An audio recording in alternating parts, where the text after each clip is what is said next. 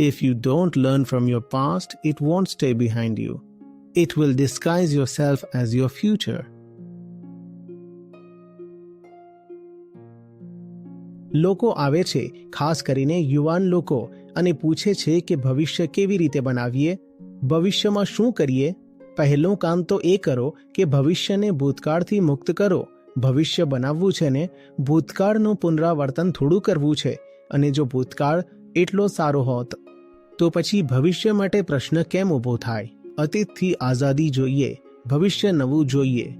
ત્યારે તો ભૂતકાળને લઈને પછી આપણે વિચારીએ છીએ, યોજના બનાવીએ છીએ, કંઈક નવું કરવા માંગીએ છીએ. ભૂતકાળ બે રીતે આપણી પર ચડી બેસે છે. પહેલી રીત એ છે કે આપણને ખબર જ નથી હોતી કે આપણી અંદર કઈ આદતો કામ કરી રહી છે, કઈ જૂની ટેન્ડન્સીઝ, વૃત્તિઓ કામ કરી રહી છે.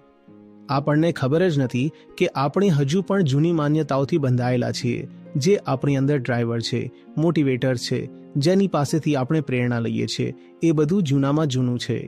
અને જો એ બધું જૂનું જ છે તો પછી જે ભૂતકાળ છે એ જ તમારું ભવિષ્ય બની જશે. જે જૂનું છે એ જ તમારા માટે નવું બની જશે. અને આ વાત ગરબડ એટલે છે કારણ કે જૂનાથી તમે સંતુષ્ટ નહોતા, એટલે નવું ઈચ્છતા હતા. અને જૂનું જ નવું બની જશે જો તમને ખબર નથી કે તમારી અંદર કોણ બેસીને તમને કંટ્રોલ કરે છે. અતીત જ મહોરું પહેરીને ભવિષ્ય બનીને ઊભું થઈ જાય છે. આપણને લાગે કંઈક નવું આવ્યું છે, એ છે એ જ વાસી જૂનું, અને પછી એનાથી આપણને ઊબ આવે છે, ઉદાસી આવે છે, હતાશા આવે છે. અને જે બીજી રીત છે જેનાથી ભૂતકાળ આપણી પર ચડી બેસે છે એ છે પ્રતિક્રિયા. તે એ છે કે હું જેવો ભૂતકાળમાં હતો હું એનાથી વિપરીત થઈ જઈશ.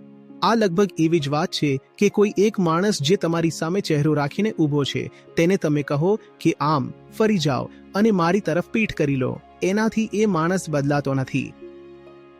આ થોડી ઊંડી વાત છે, થોડી સૂક્ષ્મ છે, સમજવાની વાત છે. તમે અતીતની વિરુદ્ધ જઈને તમે અતીતને નથી બદલી શકતા. અતીત બદલી શકાય છે એ માણસ ન રહીને જે તમે અતીતમાં હતા.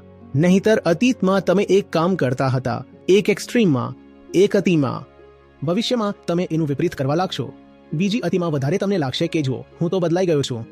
ના ના ના, તમે એ જ વ્યક્તિ છો. પહેલા ચહેરો બતાવતા હતા, હવે પીઠ બતાવી રહ્યા છો. અંદરથી કંઈક બીજા જ થઈ જવાનો અર્થ થાય છે અતીતની વિપરીત ન થઈ જવું, અતીતથી મુક્ત થઈ જવું. અને આ બંને બહુ અલગ વાત છે. અતીતથી વિપરીત થઈ જવું અને અતીતથી મુક્ત થઈ જવું, આમાં બહુ ઊંડો તફાવત છે. એ તફાવતને સમજો.